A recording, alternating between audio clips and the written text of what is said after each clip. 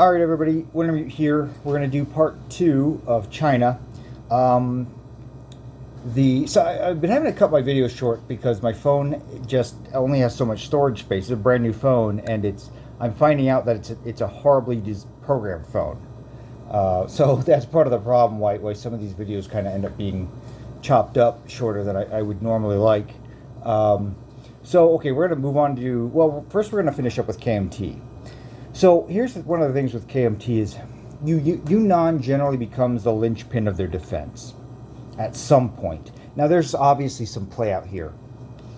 Now when I'm playing a very defensive China, usually everybody kind of falls back to Yunnan. This is where your lend-lease will continue to come in from your allies. So long as the Burma Road is open, you can build your artillery and your anti-aircraft artillery and populate Yunnan with that. Now, I definitely, if you expect China to come in, or excuse me, Japan to come in for the killing blow, don't forget the AA. That can be so devastating to them to lose a couple planes on the first round. Even if it's just one or two, that can be so painful. Now, of course, the big thing is, it's not impossible for Japan to drop a massive force here in Kwangtung and then immediately the next turn come into Yunnan and take Yunnan out if you have not reinforced it. Because Yunnan starts with some decent amount of guys there, but it is, and you're always tempted to kind of keep guys in the field, keep your options open, but at some point, I find with China, you usually kind of have to just back up, build that firewall, and then just wait them out. And of course, that's no fun to just sit there waiting them out, but sometimes it's just what you got to do. Because you have to survive no matter what. Because if Japan can wipe China out completely, then the rest of the game becomes so much more easy for them. At the very least, even if KMT is getting $2 a turn, well, you can start taking your militia and upgrading them to infantry, and then eventually you can get 12 infantry supported by a couple artillery pieces, and you can be a real threat, and then maybe some mountain infantry too, because obviously a lot of this is mountainous, and hopefully with a little bit of supply coming in from the other guys, or lend-lease coming in, and you can really be a threat. And China and Japan has to I keep on mixing them up. They have to think about that. They have to deal with that. They have to build their own kind of firewall at this point to keep you in check. So if they have to do that, that's more guys that aren't coming out to the Money Islands and aren't, reinforcing, or going after India, or, reinforcing some of the islands out here for the American advance. So it's kind of a damned if you do, damned if you don't. You want to be aggressive, but the truth is I just generally find China has to be defensive pretty early in the game. Hang on as long as you can. Slowly build up your guys, and then start to reinforce them with artillery, and then start threaten Japan. Threaten them with counterattacking and taking territory. Let alone the fact that you may actually be successful. Free up some territory and start taking out some of their, actually start threatening to take out some of their coastal regions. Now, of course, one of the problems is as soon as you get back to the coast, that's where all their real firepower is. They can kind of swing back, wipe you out, and then you're kind of back to square one. So you do want to really, it's a mix of timing and, looking for and being cautious. Being cautious with how you attack and where you attack. Naturally, you want to kind of scoop up these high value territories out here, but really you may be better off securing Yunnan and then building up out here and threatening these two territories and making them kind of pull north, and then you might be better off kind of coming in and taking Sichuan here, and then start to threaten all this and kind of pull him in several different directions. Now, of course, you may be pulled in several different directions as well. So it's not always that's not always your best bet. And a lot of that, again, that's one of those things where you're going to have to just kind of see how the game goes. So now let's talk about CCP. CCP starts off with $2, and that's it. $2 for their territories, and that's it. Sorry, this is a little faded. My printer stopped working a little earlier. Their home country is the same as KMT. They evolved to a major power just like KMT. CCP never surrenders, so there's always a chance that somebody may liberate their home territory and get it back to them. Now, their victory objectives are expel foreign influence, score one victory objective if there are no non-Chinese land units in continental China, all starting KMT, CCP, and warlord land zones, excluding Hunan. Now, that's just like what CCP, or KMT has, excuse me, sorry, I keep on mixing them up. That's just what the KMT has, so that's very similar. Now, the different one that they have, though, is inflame the revolution. Scored two victory objective if the CCP has more land units in the Chinese home country than KMT. That is not beyond, it's not that hard of a thing to achieve, so with a little bit of luck. A lot of it boils down to how well you've been defending, how well you've husbanded your resources, how well lucky you've been with your recruitment roles. And now their build table is the exact same. It's infantry, militia, cavalry, and mountain infantry. And then they can build artillery and anti-air artillery if they possess a... if CCP possesses a land zone right next to USSR possessed land zone. And so that's kind of their equivalent to the Burma Road. Now they get $2 for that instead of one, like the Burma Road just gives one, but they get 2 for being right next to a Russian territory. And it's a little harder for them to get that point, to get to that point. And I'm going to point out why that is here in a minute. But yeah, so that being worth an extra point to them makes sense because they have to work harder to get there. Now, their ability to declare war is just like KMT. On the warlords, yes. On any other nation, any allied axis or minor power once it is evolved to a major power, or any units in the Chinese home country, excluding Hong Kong again. They have the exact same ability when it comes to decentralized military.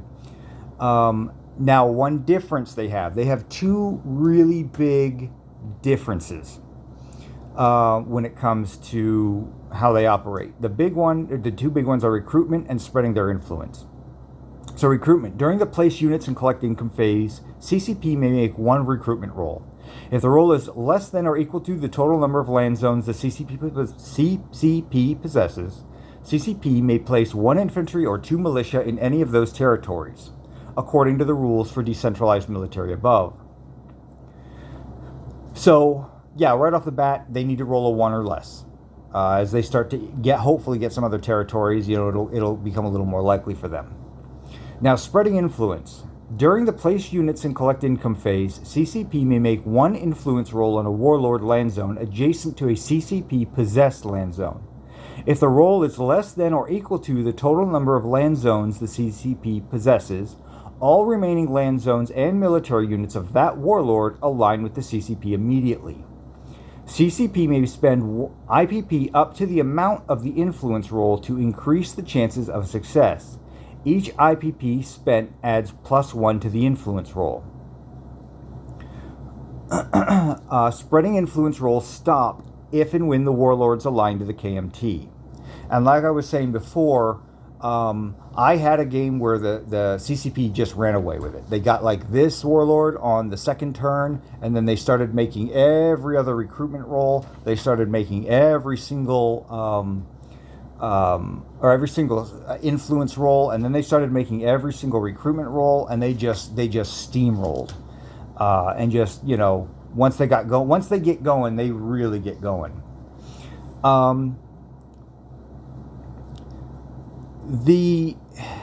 We'll come back to the spreading influence about how you want to play them. So Comintern brothers. Now, this is just like like I was talking before with the Burma Road. It's their equivalent of the Burma Road. If they can possess a land zone adjacent to a Soviet-possessed land zone during the production phase, they can purchase artillery and anti-aircraft artillery, and then they get $2. Now, these must be placed in the adjacent land zone. So let's assume that they get Sinkang. They buy an artillery or an AA, then it has to go into Sinkang. Now, if they take northern Manchuria or western Manchuria, well, then it can go into either one of them. Warlords. um,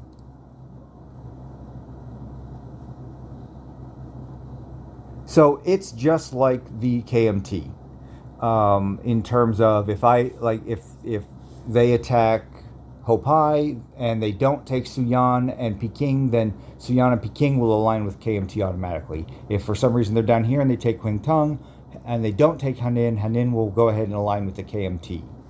And there's something to consider with that. And then it goes on about the truce. And again, either faction can kind of break that. Now, even with CCP, CCP does not have attack weakness either. So they can just attack like normal. Now, they start with far less units on the board. They start with far less IPP income. And they're just not at all in a good position to break out. They're kind of surrounded, and it's difficult for them. Generally speaking, their best bet is to either just sit there and defend every turn. You can either build a militia every turn, or you can save up $2 or save up to $4 and then build a new mountain infantry, or a new infantry every other turn or something like that. It just kind of however you want to play it. Now, at some point, they're going to want to try to do something. Now, the influence rolls you just do. They're automatically free. Now, obviously, the very first influence roll you make is going to be a 1 or less. But you can spend $1 to bring it up to 2. So it's a 2 or less. Now, a couple months ago, I would have said, well, the obvious choice is to roll for these guys. This guy, Warlord, right here. Because if you roll a 1 or a 2, you automatically get, you go from $2 to $6, and you get all this stuff. And then that's 3 separate territories. So now if you make another influence roll, that influence roll for Qinghai, after you get this, is actually going to be a 4 or less. And then you can still spend some money to make it even more likely to get. And while these territories don't produce any income, they actually do have a fair amount of militia and guys sitting there that you can go ahead and pull out and move forward. Now, I would have said that would have been the no-brainer. I'm not of that opinion anymore. I think that this is a perfectly viable option for your first attempt. And here's why. A lot of it, of course, also depends on what kind of Japanese player you're up against. I had, like I said, one game I had a runaway game with a CCP and had a lot of fun with them. The next game we played, I got this warlord again on the second turn, by luck. And the Japanese player said, nope, we're not going through that again. And he invaded. And he immediately knocked out like Hopei and basically he did the slow roll kind of Japanese tactic, rather than the kind of take all the coastal territories at once in one fell swoop. And the reason he did that was because he wanted to deny the CCP the ability to build up, because they do have a more stable army when it comes to attacking, because they don't have the attacking weakness. And he also, when he did that, that automatically caused all the other warlords to immediately align with the KMT. And he said that I just didn't want to have to deal with another runaway CCP, which is completely fair. Now, if you're playing a player that's a little bit on the fence, if you get that roll for these guys right off the bat, you're like, yay, I get all this stuff. And then he goes, nope, and comes in right away and takes it from you. What have you really gained? You probably haven't gained that much. However, if you leave those guys there and you leave it alone and you leave it neutral, now what happens? Now you roll for here. Yes, the odds of you getting this are only a 1 in 2 in 12. That's a 1 in 6 chance. But maybe you get this on the 3rd or 4th turn. You get these units. You can have some fun with them, kind of reinforcement around. But then you start rolling for Sinking. And if you get this, you now control territory adjacent to the Russian home country that Japan cannot easily take away from you.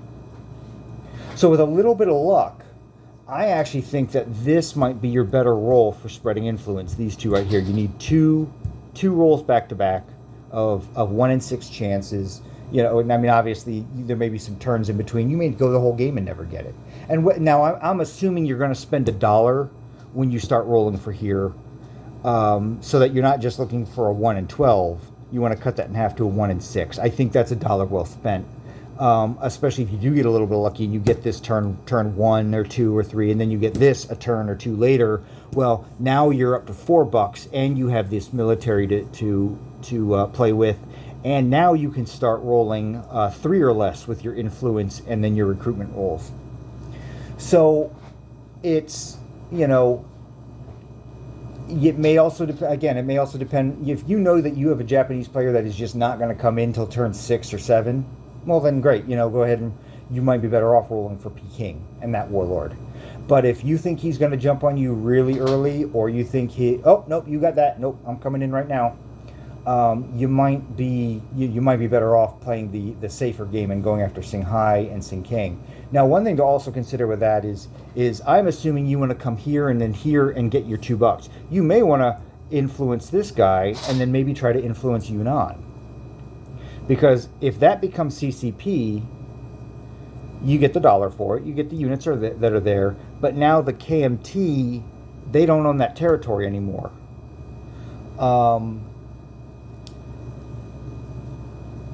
And if you guys are still in your civil war and all that Burma Road stuff, and then you guys, maybe you fight off the Japanese, but then you go back at it, and you're the one holding this, and you cut him off from that, well, great, you've just made his life even more difficult.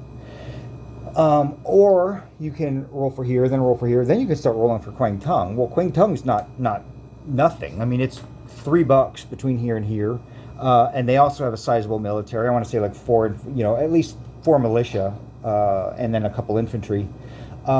So you could kind of do this end run where, okay, I'm going to go ahead and I'm just going to scoop up all these back territories and then push the KMT to the coast, and then Japan can kind of come in and finish them, and then I'm going to be back here kind of doing my thing, building up, making my recruitment rolls, and things like that, and so on and so forth, and maybe provide a much more difficult thing for Japan to deal with in the late game.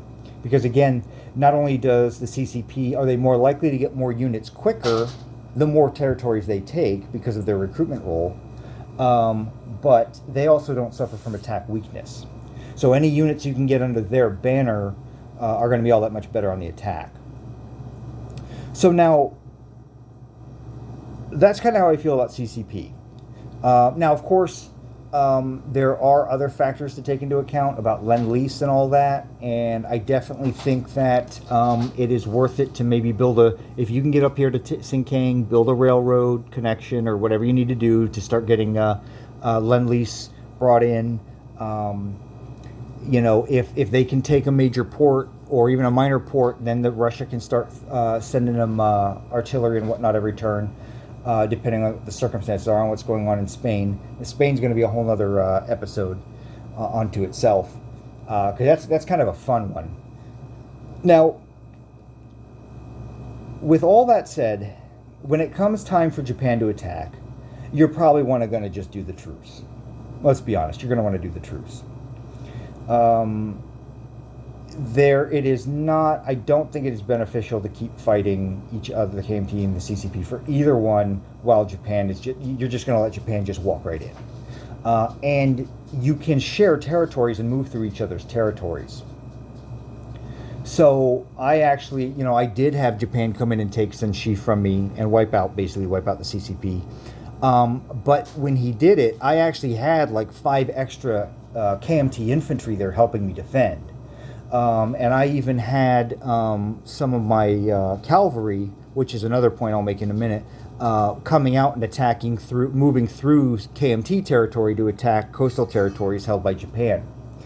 So yeah, the truce, just make the truce. I'm sure the case could be made, and I have had the truce broken pretty early, where I had Japan come in. Japan just really hit a brick wall. Bad die rolling, just really ground their army to dust. They basically had to pull out of China, and at that point, CCP pounced on KMT. I pounced on KMT as CCP, and that was part of my runaway game. Once I started, eating up, started taking all these Japanese held territories and some that were actually originally KMT held. Then that really started to swing turn the tide in my favor. Now, one thing to keep in mind, now, obviously, I think that defense is super important early on.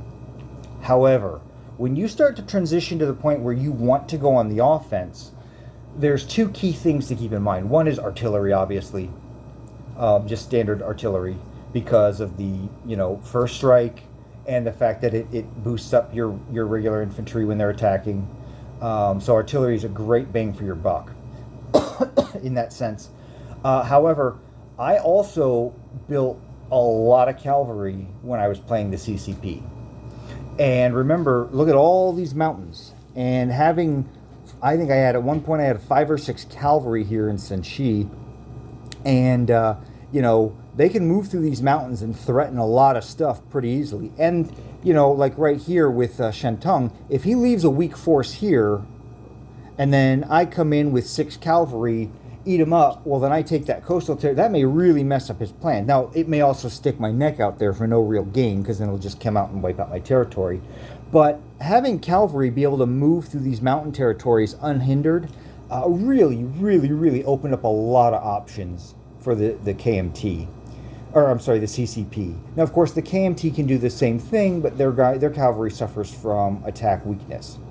So, artillery and cavalry, normally I would just go artillery and just a stack of infantry with artillery supporting it. But then, as I played the game more and more, I'm like, oh, you know what? No, I'm going to build 2 artillery this turn, or 2 cavalry this turn, 2 cavalry the next turn. I'm going to build up a nice cavalry force, start coming in really threatening.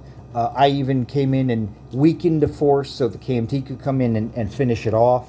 And we actually got a lot of good Japanese stuff in doing that.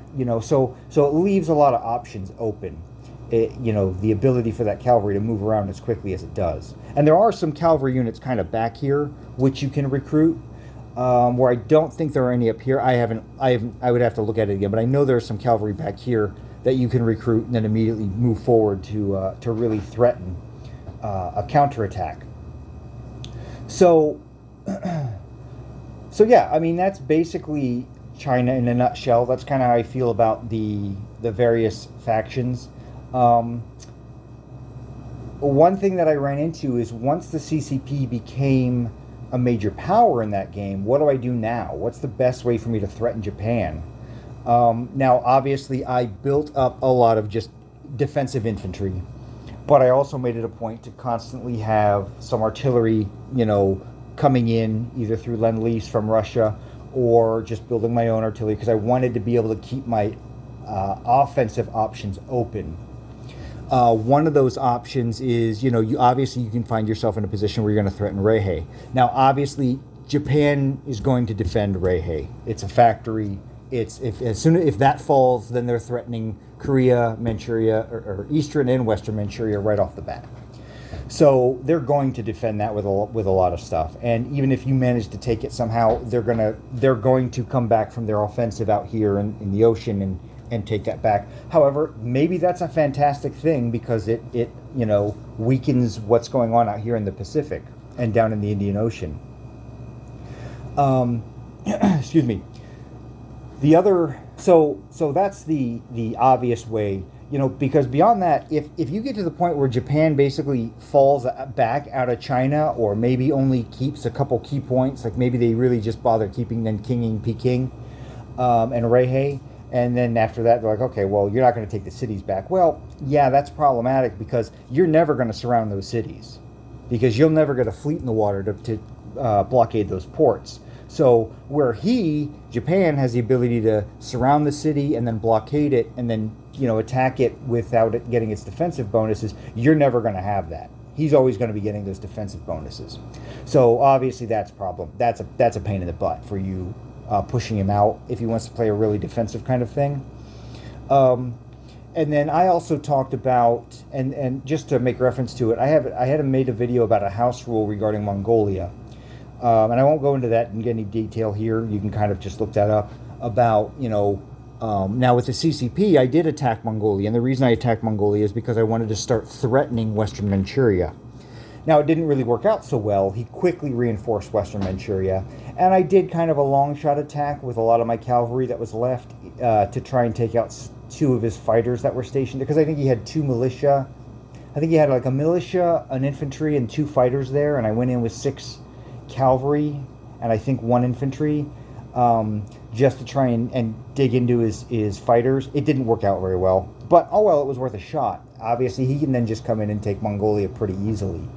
And then, like I said, with my house rules, I kind of altered, I made it a little more historical from what I know of the area about how this would kind of work out, because China does consider Mongolia, to this day, they consider it rightfully part of China, because of the close history between the two ever since the time of the Khans. But you can go watch that video on your own. Now, aside from that, once they become a major power, the other thing I looked at was, okay, so there's that. I can kind of threaten that, but I also started building up some mountain infantry down here in Yunnan. I didn't want to put them in Kwangtung because I didn't want to come in and wipe them out, but I put them here in Yunnan, and the goal was, before once we got close to the end of the game, they were going to come down here to Anam Tonkin and take that out, and hopefully either take out Cochin China or Siam, or at least threaten them. So he had to play a defensive game, because I started looking at his IPP income, and I went, okay, well, if I can manage to take one location out of Western Manchuria, and if I can take Anam Tonkin and possibly Siam, I started doing the math. Okay, that pushes him down this. Okay, guys, well, I can get him down 2 or 3 IPP of income. You guys need to get the other 5 out of him from somewhere, either taking the money islands back or whatnot. So if one of those powers can become a major power, suddenly the whole dynamic can change in terms of you actually can start threatening some of this area up here and some of this area up here. Of course, most, if not all of that, is coastal and worth defending for him, and easier to defend for him, so long as he has the transports and the marines and all that to come back, and the planes to just swing over there. So China is always going to be, even though I had a runaway game with the CCP, in the late game, I really wasn't doing a whole lot. I still wasn't doing a whole lot because I didn't have factories. I couldn't build fighters. I couldn't even begin to touch his navy. And he had more than enough infantry stacked and other equipment stacked in Rehe to kind of keep me honest. And then he saw what I was doing in Yunnan and basically started to reinforce Anam Tonkin and some of the other southern area holdings, just to keep me honest. And again, I just didn't have a lot of the firepower that the other major powers would have, because I haven't been building fighters. I haven't been, I had some artillery on the board, but it wasn't in the right position. I had some cavalry on the board, but again, it was mostly north. And it wouldn't do very well down here anyway because of the jungle and the mountains and whatnot. So it was still kind of like, okay, well, I had this great game with CCP and I had a lot of fun with it, but I still had trouble really threatening Japan in any meaningful way, other than denying them the resources from China and the victory points for China, or potentially victory points from China. So yeah, it's an interesting game. It's an interesting game you're going to play with them if you play either faction. Either faction can be fun in its own way, but it can also be very frustrating in its own way. So keep that in mind. Obviously China's never going to win the war on its own, but it can really be a pain in the butt for Japan if they're not careful. So yeah, now the next thing I'm going to do in the next video is I want to talk about the China at War expansion and some of the options that brings to this, and the way it kind of changes it up. And I think it's a really good expansion because of a lot of the options that it puts out there. But for right now, that's Winter Mute signing off.